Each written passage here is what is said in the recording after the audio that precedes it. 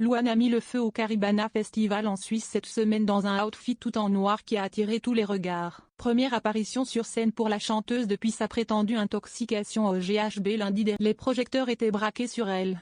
Louane a délivré une véritable performance musicale et scénique cette semaine au Caribana Festival de Suisse, qui accueille entre le 15 et 19 juin des artistes de tout horizon comme Mika, Fatboy Slim ou encore French 79. Pour cet événement, la chanteuse de 25 ans était parée d'un outfit presque tout en noir, avec un haut décolleté associé à un pantalon large et des baskets blanches de la marque ASICS. Une tenue très urbaine, agrémentée d'un petit ensemble de bijoux, collier 3 épaisseurs, boucles d'oreilles et bagues, et d'une coiffure impeccable. Merci Caribana Festival, c'était le feu, a-t-elle écrit sur son compte Instagram, vendredi 17 juin, en postant 3 photos de sa prestation ainsi qu'une vidéo. Entre musique et famille. Messi est beaucoup moins en forme que l'ancienne candidate de The Voice avait fait la une de l'actualité People en début de semaine, après avoir été soupçonnée par un médecin d'avoir été victime d'une intoxication au GHB. La scène se serait produite alors qu'elle profitait d'une soirée entre copines, avant d'être soudainement prise par des nausées, des vomissements ainsi que des vertiges, alors qu'elle n'avait bu qu'un seul verre. 2 jours après,